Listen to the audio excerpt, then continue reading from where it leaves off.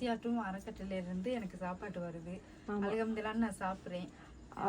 அதை வச்சுதான் என் பிள்ளைங்க 3 பொம்பளை பிள்ளைங்க 3 நோன்பு வைக்குதுங்க, நானும் வைக்கிறேன்.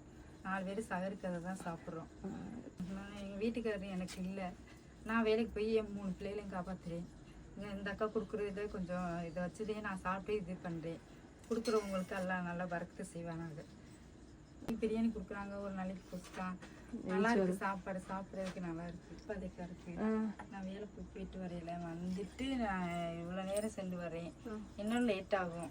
அப்போ வந்து சமைக்க முடியாது, எனக்கு கால் கையெல்லாம் வலிக்கும். அப்போ இவங்க கொடுக்குறது கொஞ்சம் ஹெல்ப்பாக இருக்கு. சாப்பிட 3 பிள்ளைய வச்சுக்கிட்டு இருக்கிறதுனால என்னுடைய வருமானமே பத்தலை. இது பிள்ளைகளுக்காகவே நான் வேலைக்கு போயிட்டதே அதை வச்சுதே நான் ஓட்டுறேன். அதில் கடனே அடிச்சுக்கிறேன், சாப்பிட்டுக்கிறேன், வேலை பார்க்குறதில்ல.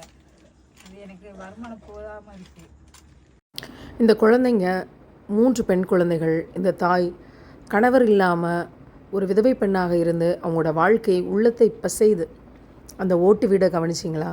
அந்த ஓடுகளை கவனிச்சிங்களா? அதில் தொங்குற அந்த வடிகட்டியை பாருங்களேன். அவங்களுடைய வறுமை தெரியும். எவ்வளோ கஷ்டப்பட்டு இந்த பிள்ளைகளை பாதுகாத்து படிக்க வச்சு ஆளாக்க இந்த தாய் போராடுறா. நம்மளும் இதில் பங்கு பெறணும்னு ஒவ்வொரு உள்ளத்துக்கும் தோணணும்.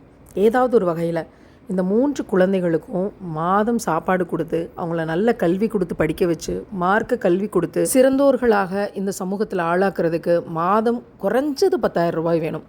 மளிகை ஜாமானும் அவங்களுக்கான படிப்பு செலவுக்குமான தொகையாக இதை நம்ம கொடுக்கணும். கருணை உள்ளம் கொண்டவர்கள் இந்த காணொலியோடு இணைப்பில் இருக்க எனக்கு இணைப்புக்கு வாங்க.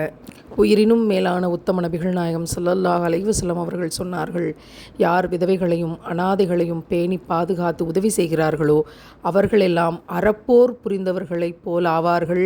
இரவெல்லாம் நின்று தொழுது பகலெல்லாம் நோன்பு நோற்றவர்களைப் போல் ஆவார்கள். நாமும் இந்த ரமலானில் கடைசி 10 அந்த பாக்கியத்தை பெறுவோம். ஒவ்வொரு குடும்பத்தையும் ஒரு நாளில் யாராவது சிலர் தத்தெடுக்க முன்வாங்க.